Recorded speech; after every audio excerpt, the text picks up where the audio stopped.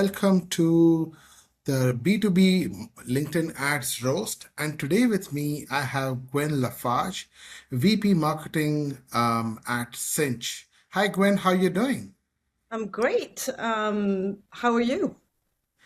Pretty good, pretty good. Gwen, maybe for people who don't know you, I know you're quite popular on LinkedIn, but for people who don't know you, can you give a quick intro about what you do at Sinch and how did you get into marketing? Yeah, of course. So Sinch is a cloud communications provider. So we provide communication infrastructure for brand all around the world, across several channels. So that can be messaging, voice, email. I oversee brand and global integrated campaigns at Sinch. I got to marketing from the creative side, where I started my career in agencies. So I was always attracted to the creativity and spent the first part of my career, most of it, in agencies before joining Cinch about 5 years ago. Wow, I think you seem to be perfect guest for a show like this. Somebody who's been on the agency side and now on the brand side. Yep. Quite exciting. Yeah, I'm excited. I'm not usually like the one to roast others without having like a full understanding of like the brief, but I thought that was, yeah, a kind of a fun exercise. I think roast doesn't come naturally to French people too, right? It's not natural for No, we actually we can be pretty fairly critical. So yes, I think that can be quite So a natural. quick intro about me for people who've just joined. So I'm Rish. I am the founder at ContentBeta. We are a creative production partner for B2B SaaS. So anytime you're stuck with slow campaigns or want something out of the box, feel free to reach out. So today's show is about roasting B2B ads, which are mostly on LinkedIn. And I know the name of the show is Roast, but it's not a typical roast structure. It's more on the education side. Both Gwen and I will see how we feel about the ad. Of course, we don't know the context, we don't know the audience, we don't know the goal. So it's just from a very third person's perspective. And it's also possible we might be completely off. But we're taking a judgment call based on the ads and what we'd change if we were supposed to change anything from that ad. So that's the um, we'll start with so there are 4 points. Probably first part when I'll start with you because you've worked on both the agency side and the brand side. When why are B2B creatives boring and they fail to convert and they all look the same? I think because most company tend to lead with features and products first, and associate kind of creativity and out of the box creativity with consumer marketing more than B2B. And so there's kind of a standard path that they tend to follow in B2B, that sometimes associate boring with professional. I think that's where I Hmm. think it fails. Um, Today we'll basically look at 10 different ads. We'll see what works, what burns money, and what we feel about them. And then I'll ask you quick questions about some questions we see about B2B marketing, and then probably we'll close the call probably 20 minutes from now with our closing notes. All ready to start? Ready? Very well. Do So it. this one is a bus ad. It's by Framer. I'll let you take the first shot, Gwen. Yeah, I remember seeing this actually on LinkedIn, and some discussions about it. I think it's clever. I don't know if, in a way, if like the the fact that the door is opening and how like the framing of the copy was intentional or not. I want to believe it was, and that there was a little bit of a joke with it while still having the message, which I think is ship it, which is a kind of bold, and I think in a way like it drove some buzz, right? So I think it was kind of clever to kind of stand out. Yeah. Was it a fail? Could be, but I think it definitely stand out and created a buzz, so it wasn't a complete fail. One thing which I felt off, and I don't know, I mean, anybody can look at the ad and take a judgment call. They don't define the category. I know Framer is a big brand, and I assume 90% of the world would, at least the designer community would know it. But anybody who doesn't know website development world, they may not know how Framer solves a problem, right? True. So, or Yep. maybe the pro site builder is getting covered, so maybe that could define the category they are in. Yeah, that's true. I think like it's probably was more meant to get noticed. I don't know. Or maybe they just like completely missed and made a huge mistake with like the way they display the copy. But yeah, it definitely created some buzz when this came out. Let's go to the next one. Yeah, so I just put down the creators for now. I haven't put down which handles have actually posted this ad so that it doesn't cloud our judgment. But the overall question, which ad are you likely to click first and why? I would say the middle one. Well, obviously, in the way they are displayed, it's also like where the attention is drawn because it's like displayed between like two other kind of like dark ads. Hmm. But also, I think from like a copy perspective, it feels that it's kind of point at like a pain point instead of just being about like the product and the features, right? Like it's more using probably some of the language that the audience will use. Yeah, I would probably click on the center one. Yeah, I think same for me too. Because I mean the last one. I know the Harvey shows some UI, but quite honestly, I'm not able to make out what's there in that image. And the Yeah. first one, Legal AI powered by Claude. I mean, of course, everybody has used Claude, but totally didn't get it. The second one, at least, the getting drowned in contract deadlines seemed to be like a problem, Yep, which exactly. everybody And it had. has a little bit of personality, I will say, like from a design perspective. Well, the others can probably be anyone, right? Like for any type of products. Yeah, Yep. yeah. Let's go to this one by Reachdesk. Bone tired of waiting on replies. Um, I'll say, yeah, I mean, it can stand out. I think the visual does the work. The copy seems a little bit like too easy in some ways. I'm not sure you needed that copy to kind of like double down on like the bones, right? Like on the skeletons. But it at least kind of like stand out in like a sea of sameness of B2B ads. Hmm. So could be interesting. If I don't know what Reachdesk does, like it also doesn't sound that it has at least a bit of creativity to it. Yeah, yeah. I mean, normally when I look at ads, I look at is there a hook to attract attention? And hook could, like how you said, is it like a pattern interrupt from the other kind of ads or posts I see on LinkedIn? It Hmm. does a fairly decent job in terms of imagery. Yeah, but if I don't know it's more for customer support or contact center support, then I've probably lost the plot. Yeah, Initially, I thought that hey, I'm waiting on replies means I'm getting old and my body gets like fossilized into bones. But then I realized like when you told me that bone tired, they've literally used personified the word bone tired into a skeleton. yeah. I think that's a little bit too much, right? Like it's not needed probably. Like the visual does the job in some ways.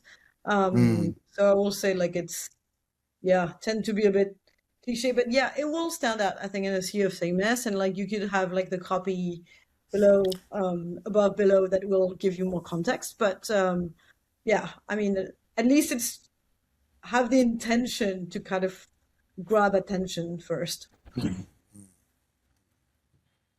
Okay, this one is a video. We'll watch the video and then probably talk about it. You should have delivered this months ago. I just don't know if anyone will want to hear it. It's a really funny conversation. Then please help me get it out. Open your mouth, and it'll flow right out. If your podcast is overdue, just start talking. Riverside does the rest. No labor, just love. What do you think about this? Yeah, I think it's funny and it's kind of like catching. It grab attention because it's kind of unusual and we don't know where it's going to take us. So I like kind of the comical situation of it. No labor, just love is also kind of an interesting line. I think I quite like that link there. I think it's a good tagline. That really said that like they're gonna make it easy for you. So I think that's pretty straightforward. I say it's a pretty interesting ad. Yeah, even I like that. Whenever I think somebody exaggerates or personifies a problem, like they took the word labor quite literally, and like taking overdue literally, I think it definitely grabs attention. Yep. Yeah. And it starts by the problem instead of started by the platform and the features, right? Like so I think, and they never showed the platform actually. They didn't even tell what Riverside actually does. Mm-hmm.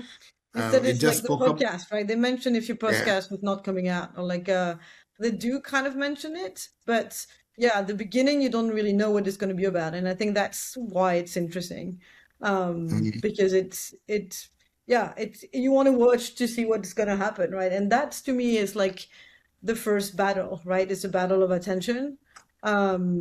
Once you grab it, that's when you can deliver the message. But I think they do a good job of grabbing the attention by having such a different situation. So yeah, kind of Pretty funny. I cool. will say that it's a good one. I'll ask you some questions mostly around B2B marketing. So, what's dangerous, being boring or being unclear? Both are dangerous. I think like one will probably be more dangerous faster. Um, I'll say boring, it will be kind of like, yeah, kind of slow death, right? But being unclear will might be immediate. But I think on the long term, I would say that being unclear is easier to fix. Uh, uh, um, how does, so a side question, and it's not part of the slide, but um, I mean, how can I mean, when I'm selling to senior execs, right, I don't have the liberty of B2C brands, right? D2C brands like Liquid Death or something to look bold or look like wild and different. As a B2B brand, how can I become not so boring? Well, I think it's leaning into trying to find your personality and try to focus more on the problems you solve, the pain points of the users, rather than being just about the product features. I mean, to me, there's a time and moment for it, right? Because product feature ads can definitely convert and they might have a place in your funnel, right? So it's also some what we will call kind of boring might do a job at a certain moment. So they have a place. But I think to not be boring, you have to be intentionally not boring and wanted to kind of create something that will be a little bit out of the box and wanted to take a bit of risk. And that can be difficult in B2B, right? Like not everyone is open to this. I would say try it out. Like LinkedIn is now giving B2B brand the opportunities to be more creative, and we see more and more B2B brands going into entertainment and fun situations, and it's a social platform after all. And I think once you can prove that those are working better and getting more engagement, you can prove a point of why like not borrowing might work better. Yep. Yep. Okay. Feature-led or problem-led? I think you answered it in different ways, but which Yep. actually gets a higher seat here? So yeah, I would say problem-led, but again, feature-led has a place to play, right? Like, so it's also depends of the audience and what moment in the buying journey. But I will say problem-led. Yeah. So you're saying if they are really new to the brand or probably top of the funnel, right? A problem-led would get their attention, and probably when they're in the middle or bottom of the funnel, a feature-led Yep. could be a better fit. Yeah. Great. Yep. And it's like not all in or all out, right? Like all one or the others, right? Like I think it I depends think of it's a like lot of things, and that's like they need to kind of like you need both. You need both at different moments, right? I think it's a pretty decent, good example of typical marketing folks answer. It depends. I know. But that's the Okay. reality, right? Like I don't think Yeah. you would want to go all in only on one way, right? Like again, next question you have, I think will probably be it depends. But what would it depend on? I'm curious. Well, when would you do gated? When would you do ungated? Is it dependent on the quality of lead magnet? So no, I mean, at first I will say ungated, and I think like I will be more going towards ungated in general. But if you have like a strong brand and are actually delivering, you already have like a strong brand, right? Like, and people kind of know you for the quality of your content. I'll say you can kind of gate to less as a lead magnet. I really don't like that term, to be honest. Like, I think more on like if you're providing enough value and people are happy to kind of like give away their email address because they already know you and trust that the quality that they're going to get is good. I think like you might want to gate so that you can gain more insights on who is going after your content. But I will be leaning definitely more towards ungated gated in general. Got it. This one is another ad. So yeah, I'll leave it to you. I'm not sure I get this one. like, what is this telling me? I'm like, Um, I, I mean, yep, if I think about it pretty deeply, I'm able to say that Aishwarya is a person's name, and that person cost like 100K, and the AI part of that name cost $2,000. I mean, that's a very preliminary yep, assumption, but I mean, I'm also totally clueless. I mean, still it doesn't tell me that what does brand do. yep. No, and I think it's too complicated. If it's on the billboard and like we need to kind of stare at it and think so much about what is this about?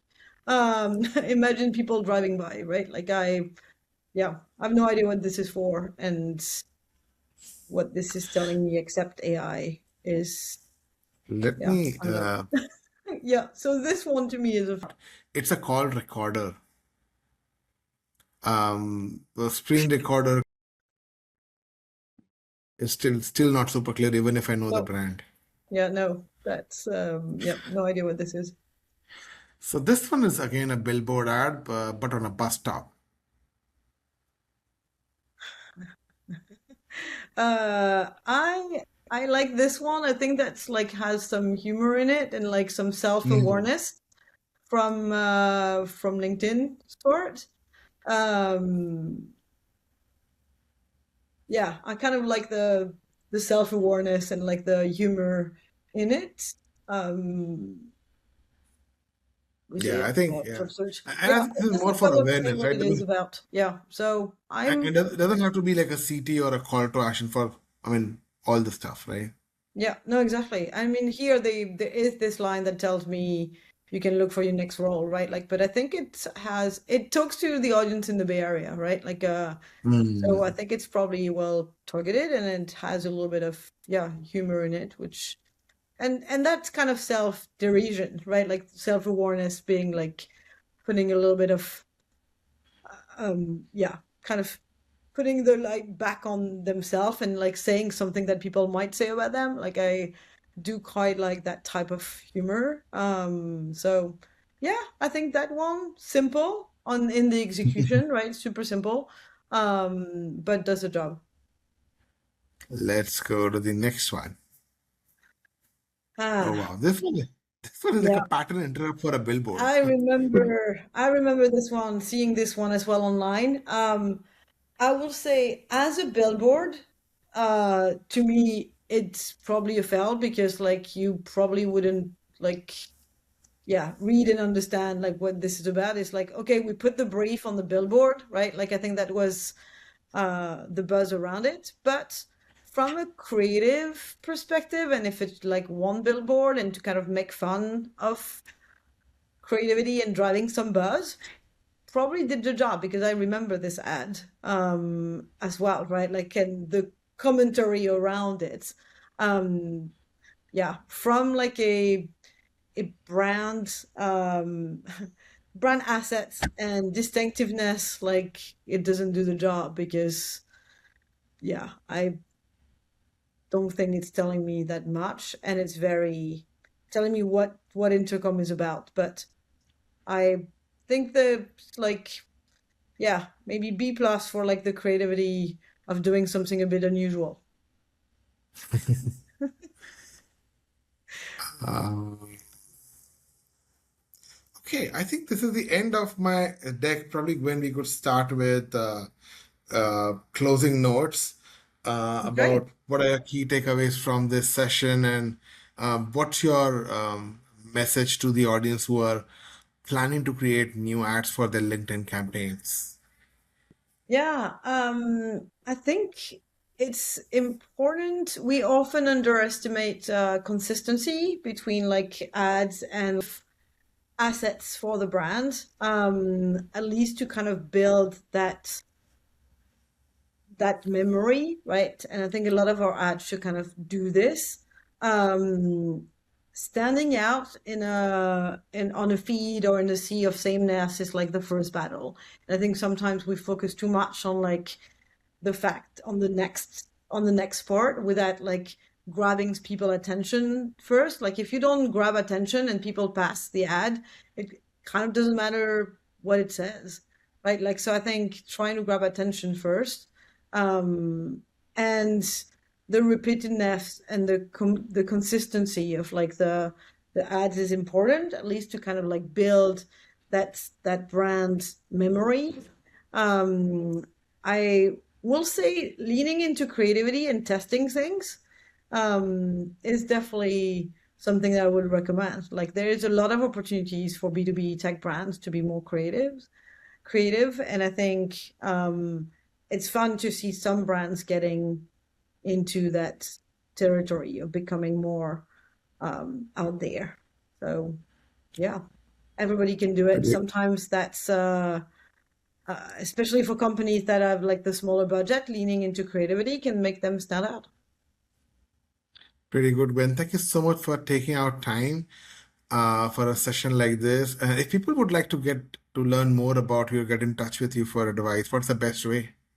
On LinkedIn, I'm pretty active, like you mentioned, and I'm always open to connect with others. And yeah, so find me on LinkedIn. Thank you so much, Gwen, taking out time. Really appreciate it. Thank you for having me, and this was fun. Thanks so All much. right, guys. Thank you. Bye bye. Thanks. Bye.